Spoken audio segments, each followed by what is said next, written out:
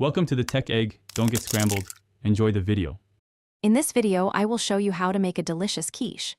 We'll start by exploring the fundamental components that make this dish so beloved. You'll learn about selecting the right ingredients, from the flour for your crust to the cream for your custard. We'll cover the straightforward process of creating a tender, flaky pie crust from scratch, ensuring a perfect base for your savory creation. Finally, we'll discuss the ideal balance of eggs and dairy for a rich, flavorful filling that truly elevates your quiche. A great quiche begins with a perfect crust. To achieve this, combine 2 1/2 cups of all-purpose flour with 12 tablespoons of very cold, cubed unsalted butter. Work the butter into the flour until it resembles coarse crumbs. Gradually add about 1/2 cup of ice water, mixing until a shaggy dough forms. Chill this dough for at least 30 minutes. Then, roll it out and blind bake it at 375 degrees Fahrenheit for about 15 minutes to prevent a soggy bottom. Now for the heart of the quiche, the filling.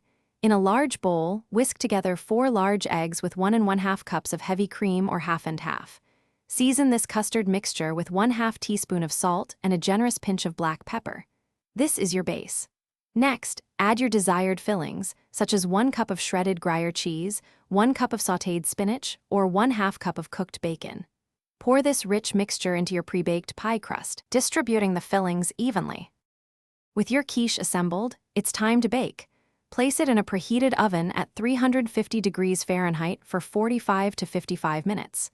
The quiche is ready when the edges are set and golden, and the center has a slight wobble, indicating it's perfectly cooked.